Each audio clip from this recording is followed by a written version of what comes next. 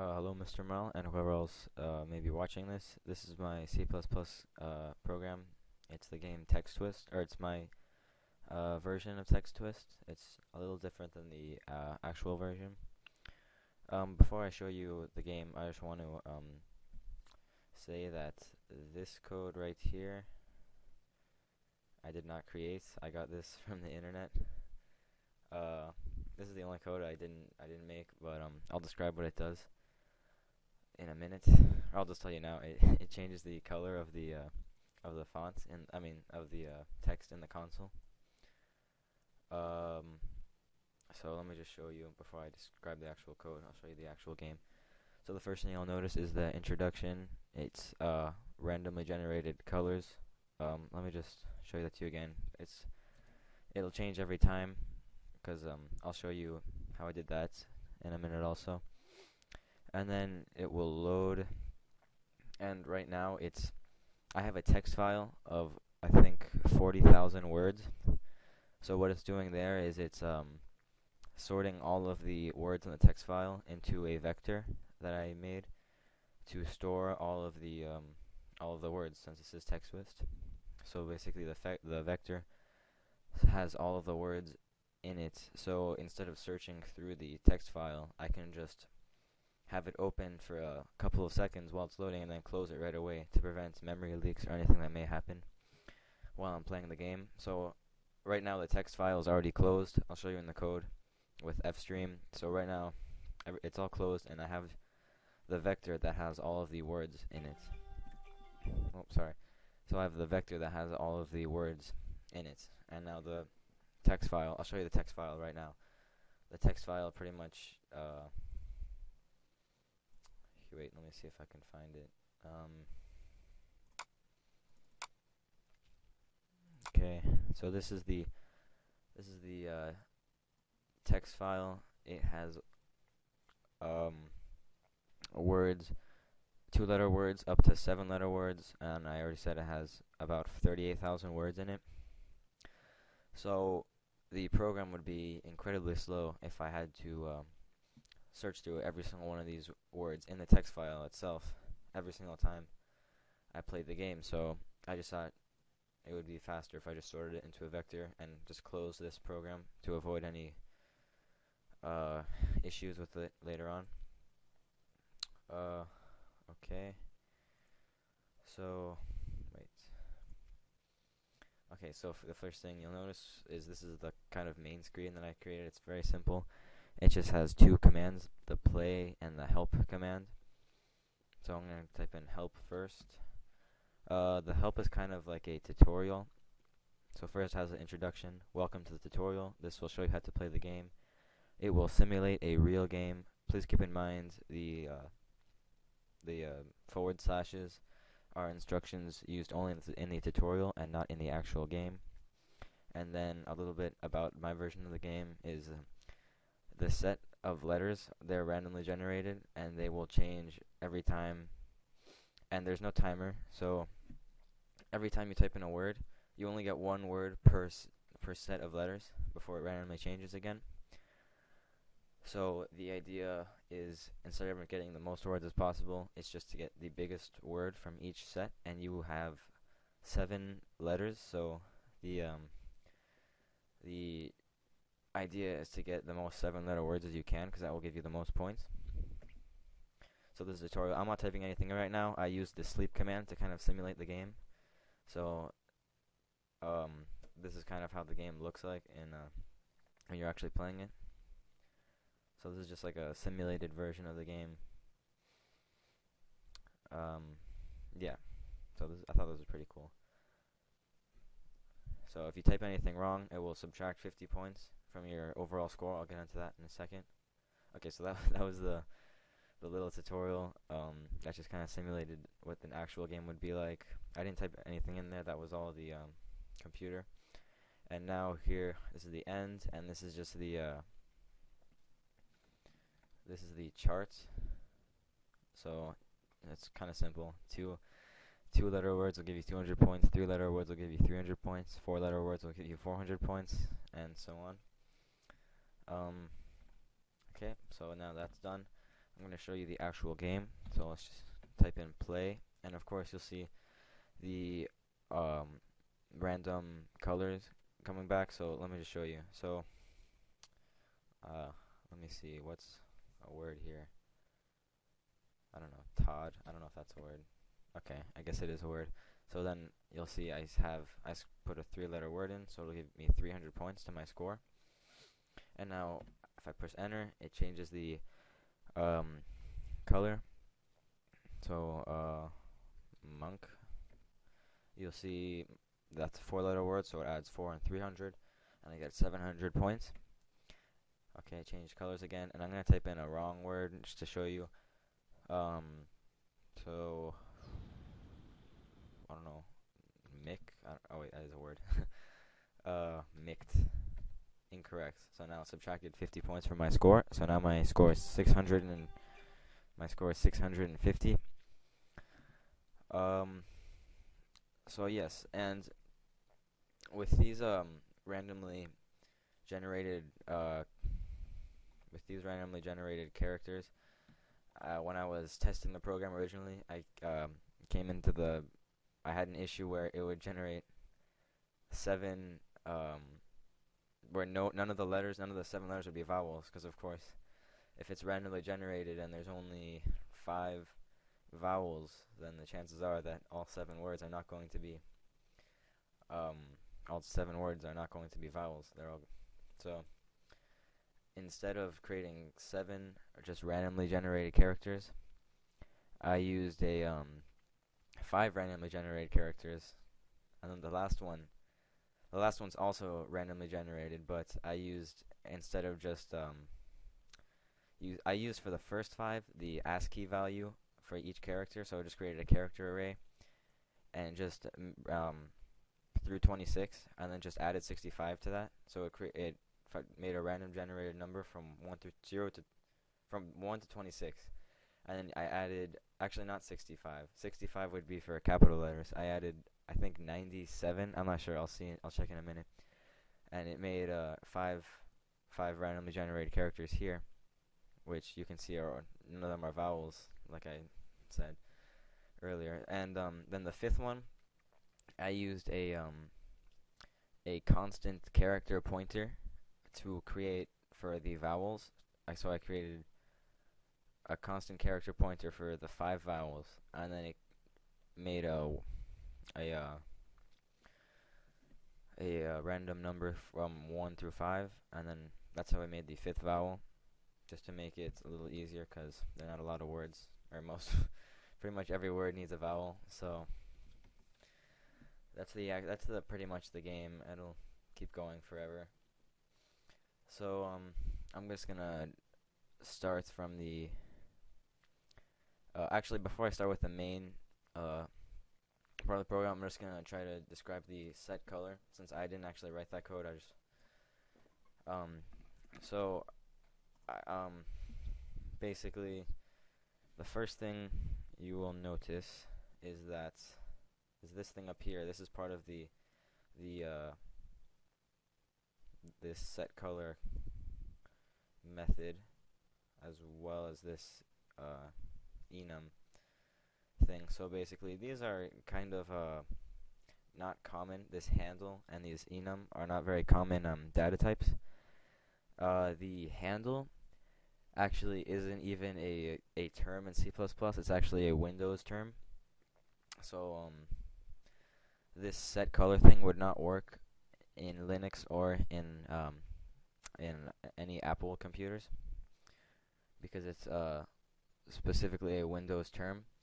It's not even really a data type. It's really, well, it is, but it's kind of confusing. It's a pointer that points to a system address, but it's basically an identifier, and I'm not gonna pretend like I know how it actually works, because I've never even seen it before I use this in my code. But yeah, that's why I looked into it a little bit once I saw this code, just so I could try to describe it. And then the enum, I've seen it before. It's pretty uncommon. It's similar to a struct, but it's it. So basically, once you use the enum, the name of this, so color in this case can be used as a variable now. So you can, like, just like any other variable, like a string or an integer, you can use color. So these are the different colors. So it starts out. I don't know how to describe it really. It starts at 1. So basically, the first value in the enum has to have a number, an integer. So basically, dark blue starts at 1, and then it will increment by 1 each time a new value is added into this enum. So dark green is 2, dark teal is 3, dark red is 4, dark pink is 5, and so on. And so and you'll see how this is a variable right down here. Wait, oh man. You'll see how this is a variable. So you have color, which is actually used as one of the parameters for the SetColor. So the SetColor method takes one parameter, and it's color C, which was created up here. So once you declare color as an enum, you can use it as an actual variable. And of course, C would represent one of these: dark blue, dark green, dark teal, any of these colors up here. So that's the only code I didn't write. I did write the code for the random color, and I'll use that. I use that later on in my program, so I'll show you, because I don't actually refer to this code directly in my program, because I use the random color method that I created. So let me just go to the main method, and I'll do everything from there. So of course, the first thing is you'll notice is srand time. So this is just to make sure that the and everything that I generated randomly would not repeat itself every time I open the program. So if this code is not included in here, it will have the same randomly generated or pseudo randomly generated characters, the same randomly generated colors for the random color method. And yeah, so this is just to make sure that it's different every single time. And this random thing, this method, let me go to this is the actual definition in C++. I mean, within the standard library, or within the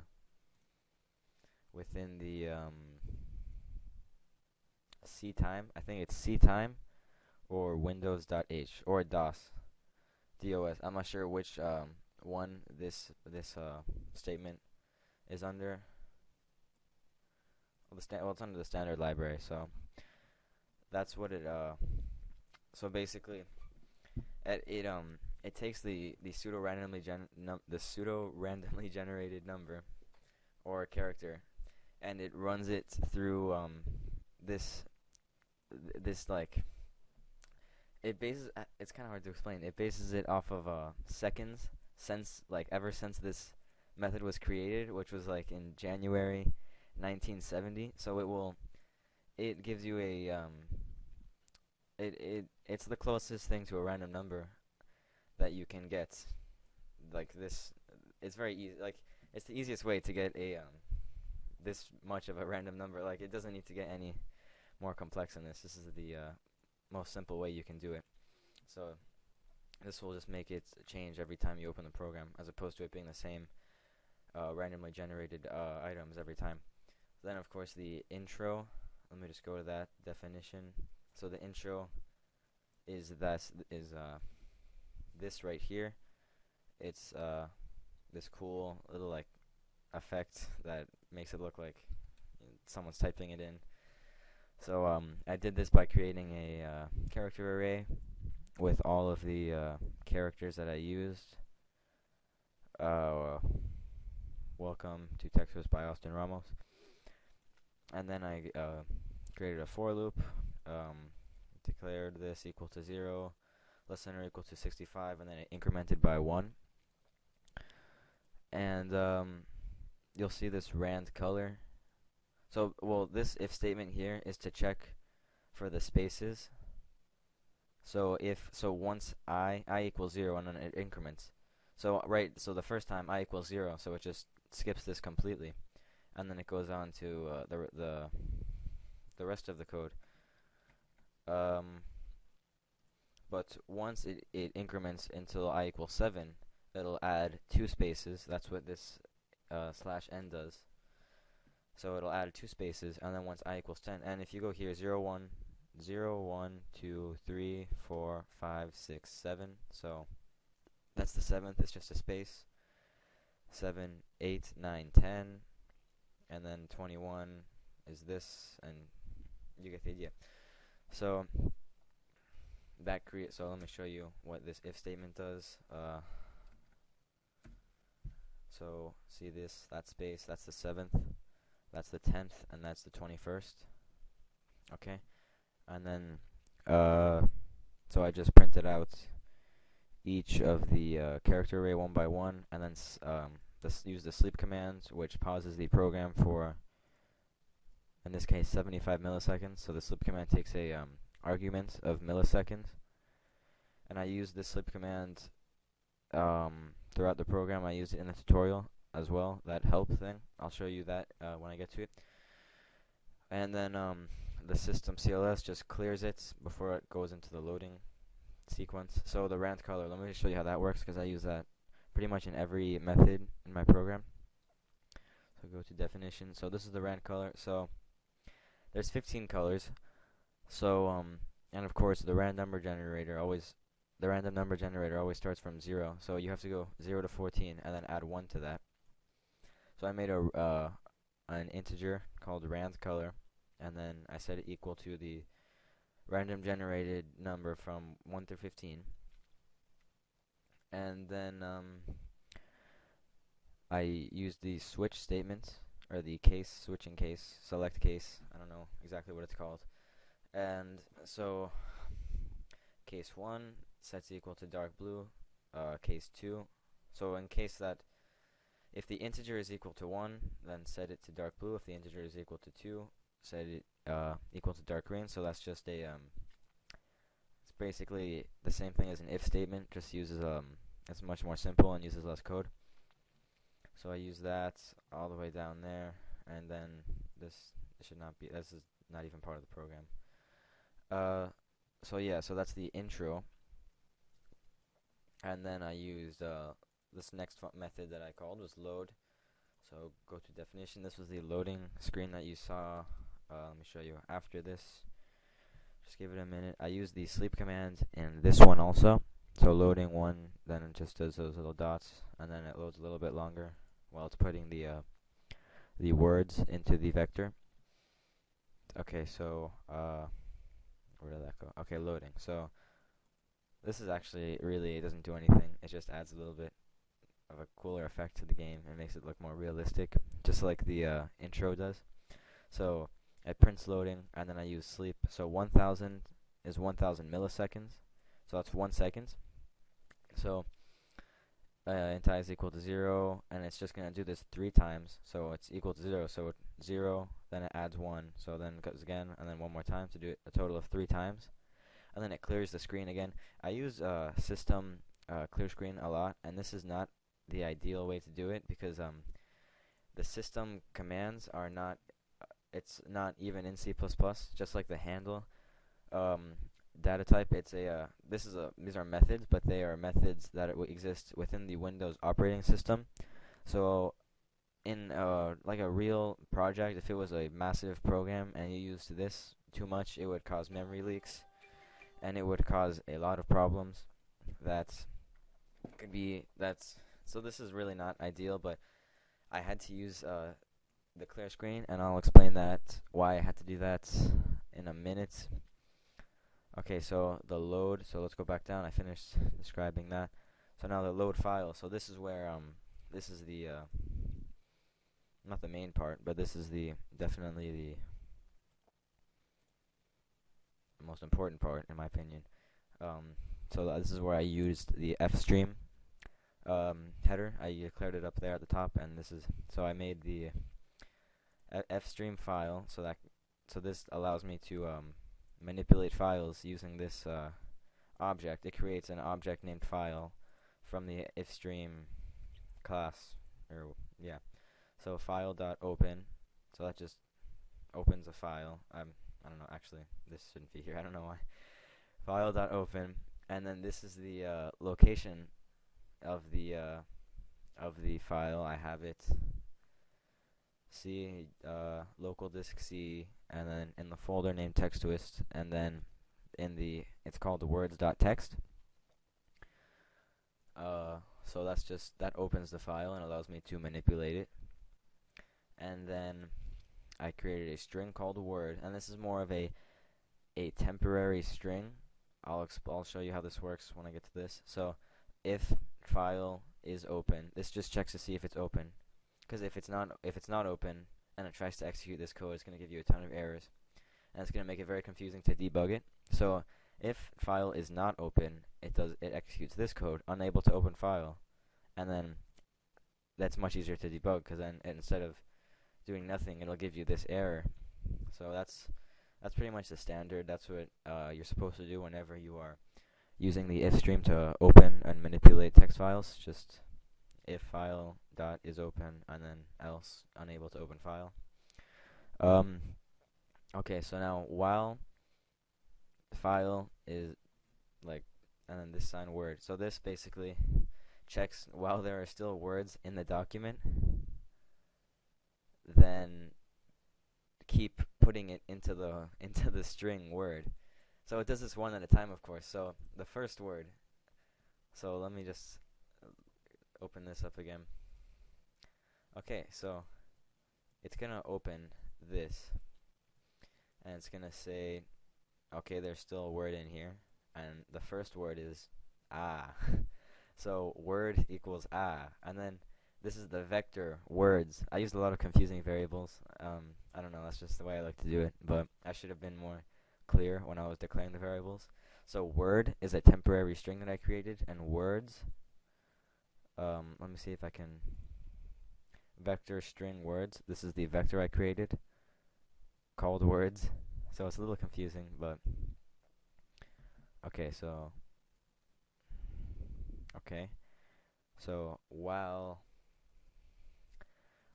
so this is basically saying, like I said before, while there are still words in the document, put it in word, the string word, one at a time.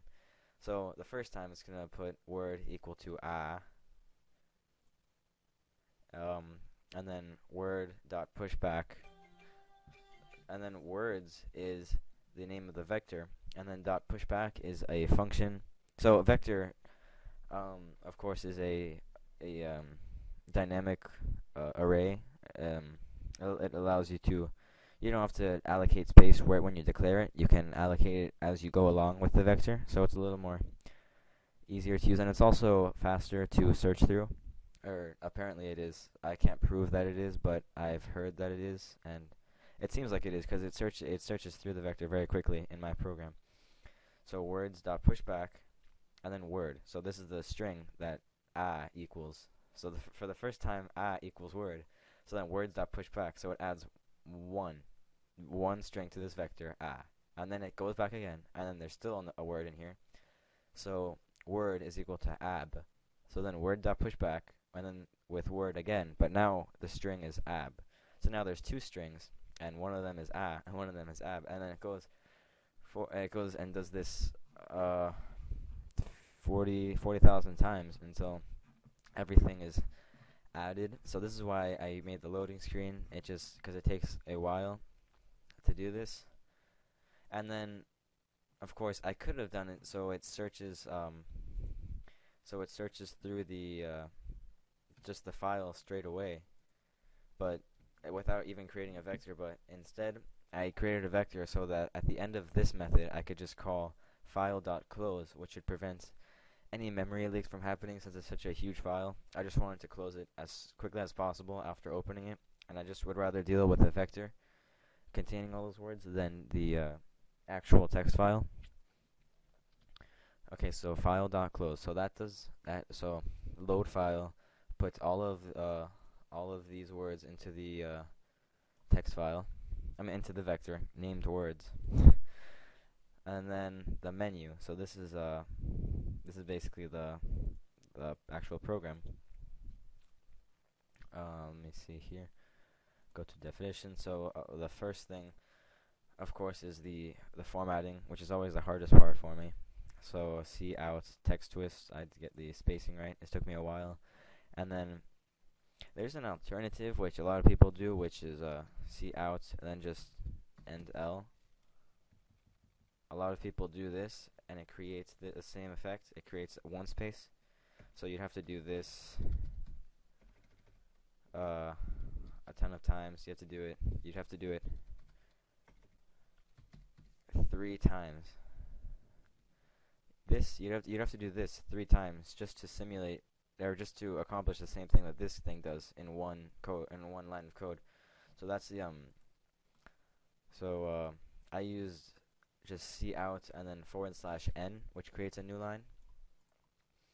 So text twist, then it skips down 3 lines, and then this is the only time I actually use the set color. I use it up here too, set color green, because in every other part of the program I use the random color. So this is the only time I directly use set color, because I didn't want the menu to change colors every time, because I wanted to add a little bit of consistency to the program, because I think it would just be annoying if everything changed colors every time. So then the formatting again. I use C out end L here. I don't know why. It's a little stupid, but whatever. Okay. So formatting again. Then so it gives you play and help. And originally I was going. I don't know. Originally I had the menu out because I was gonna include a couple more options, but I decided not to do that. And I just kept the menu anyways because I thought it was a little cooler and it gave it a more realistic effect. So then, of course, C in menu choice. Menu choice is a string that I declared at the top. The reason I declared it at the top and not in this method is because I believe I use it in other methods also, so it needs to be a global string. It can't just be a local string to this method. So C in menu choice, and then it just clears the screen. I use this again, and you're not really supposed to use this, but it was the only way that I could use the the pause and the sleep commands. That was the only I could only because these Windows commands override any C++ commands, so I can't use cin.get or cin.ignore, which pretty much do the same thing as a system CLS or system pause.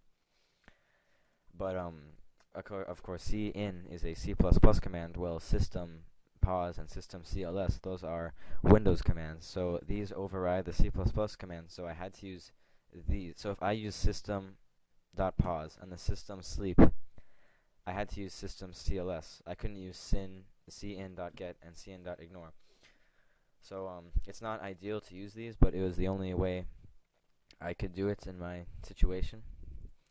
So then it clears the screen, and then if the string menu choice is equal to play, or if it's equal to play with lowercase, then it executes the commands, the method play, which I'll get into in a minute. So play, there's only 2, and then if menu choice equals help, and of course this you have to use 2 equal signs because it's comparing, it's not assigning. So 2 equal signs is when you are comparing a string, and 1 equal sign is when you are assigning a value to a variable. So then if it's equal to help or help lowercase, then the method tutorial will be executed. So let me just 1 second. Let me just remind myself to mention tutorial. Okay, so I'm gonna go into the play method. So void play. So this is the main portion of the program. So of course rand color, as I did in most of the methods, to set a random color to the variable. Correct equals false. So this is a little bit difficult to explain unless I do the rest of the program first, but basically I created a boolean at the a global Boolean variable at the beginning of the project, and this correct equals false is basically to see if the word is actually a word, because well, I'll explain it in detail why I couldn't just use a simple if statement. It has a lot to do with the looping, because you have to loop through the vector to check if it's there. Because I didn't use I didn't want to take another search method through the internet, so I created my own, and it involved a for loop that searched 39,000 strings in the vector. So if I used an if statement to check if it was incorrect or correct, then it would print out incorrect or correct 39,000 times, which would get very annoying. So instead I used a boolean, and I'll explain to you why I did that in a minute. And then, so okay, I used a lot of methods within methods also, which might be a little confusing. So rand chars is, or rand characters, is the method that creates the characters, and then so it creates the 5 random characters and then 1 random vowel, as I told you at the beginning when I was showing you the program. So it uses a for loop to create 1 randomly generated character, and then yes, it adds 97. So because the ASCII value for lowercase letters from A to Z starts at 97, and there's 26 letters in the alphabet. So you start at 97, you create a random number from 1 to 26, then add 97 to it. The ASCII value for capital letters is 65. I think I mentioned that. But this just creates 5 random vowels. And then this is just in the case that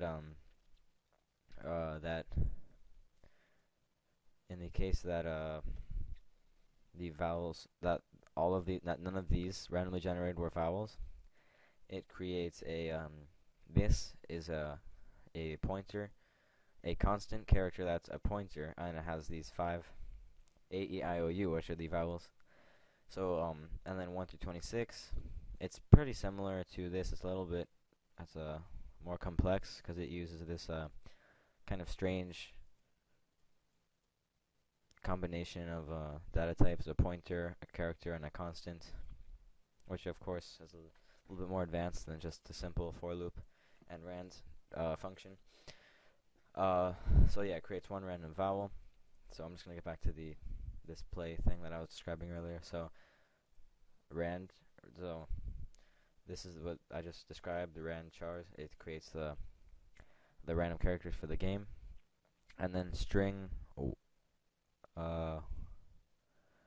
Let me see here. Here's your first set. So, and then to print out the random characters, I used a for loop. And then there's 7 characters. I'm sorry. I think I told you there was 6 earlier. Yeah, there are 7. Actually, I don't even know. There's 6 or 7. I'm a little bit confused right now. Okay. So it prints them out anyways. It prints all of them out. And then it gets this string, word1. Again, I use word a lot, which makes it very confusing for all the variables. So yeah, I should probably change that, and I probably will eventually, to make it more readable for anyone who wants to learn from this, because these variables can be very confusing. So string word1, and then it's C in word1, so it gets the string that you typed in. And then this is what I use to check it. This is why it would be very difficult to, this is the process that I used to search. So basically, words is the vector, words. So int I is equal to 0. I used a for loop to check. So int I is equal to 0, and then until I is less than words.size. So you want it until I is greater than words.size. And words.size, basically words is the vector that has all of those thousands and thousands of words from the text file. So words.size is just the actual number, like the maximum number of in the vector. So it searches through every single word in the vector, and then it says if words1, which is a string that you typed in, is equal to words I, then I do this, which is basically correct equals true, which is that boolean that I was using up here. So by default, I set it equal to false because that's the only way I could do an incorrect, because in the for loop, if I used for and then oh no, this for loop, and then I used if and then else here I mean not here, and then if I typed in this else see out, I actually tried doing this. This is why I know that this failed miserably. This is a disaster. This. Let me show you. Let me try to run it now and see if I get the error. Okay. Let me show you what happens, since I found it a little hard to explain it. Okay, loading, and then right now it's putting all of the words into the vector. Okay, so play. Let me type in a wrong word, and then yes, incorrect, and it will do that thousands and thousands of times until it gets to the maximum limit, which is words.size, which is 38,000 or 40,000 times or something like that. So that is not what you want to happen. So instead, I set the boolean equal to true. So basically, it will search through all of these, and if it's not, then it won't set the boolean equal to true, and so by default, as I put up here, it will still be false. So then I have this if statement here that says if correct, the boolean is equal to false. So then score is equal to score minus 50, and then it prints your score. So back up here, this is in case it's true. I use the select case statement again, word1.size, and then case 1. So this is basically the string. So you can use the size. The dot size is a function that can be used for strings, vectors, most data types besides characters. Most non-primitive or abstract data types, it would work with vectors, strings, multi-dimensional arrays, and it won't work with integers or characters because that's only one. It'll be one every time. Okay, so it searches through and defines how many letters. So this is for the scoring. So how many letters or how many characters are in word1.size. So if there's one, you can't do one-letter words. That's cheating. So I just put no one-letter words, and then cleared the screen, and then that's it. Case 2, score is equal to score plus 200. Case 3, score is equal to score plus 300, and so on. And then I printed out correct, and then the score, which would be however many letters times 100. Okay. So then at the very end of the program, I just used recursion, and I called play again. And basically, if you call it again, it's gonna create set a random color, a new random color because of the srand. So it's gonna create a random new color. It's gonna reset correct to false in case it was true, and it's gonna give you a brand new set of characters, of random characters. So yeah, that's basically the whole program. Let me just run it for you one more time, since I've described the whole thing to you. It may be possible to understand now how this all works. So the random colors, let me just show you again. It will change every single time because of the srand. So the loading screen changes also, and then it loads a bit more while it's putting the strings into the vector, because there's so many. And then of course the tutorial gives you that bit of text to read. That's a little bit information about my take on the game. Again, this is the actual game, has a timer, and you have only 2 minutes and 30 seconds to type in as many words. So I decided to go a different path with this game. And then of course I'm not typing anything in. This is all the sleep command with character arrays to type to simulate this game, which I thought would be the best way to do a tutorial for this game in case someone never played it. It would be the easiest way. So then, yeah, so I thought that was a good idea. Instead of just having like instructions, just words to read, I thought this would be a more captivating way to learn how to play my game. And then the charts that I told you about. Okay, then just one more time, you'll notice that these never changed, like I said before, because I didn't use the random color. I just set the color to green, red, and turquoise. So play, and then it's green right now. I'll type in do. That's a word. Correct. 300 points because the word is 3 letters long. You. Correct. Yes. Add this is incorrect. 500 and 50 because it subtracted 50 points from my 600 point score. So that's my game. Hope you liked it.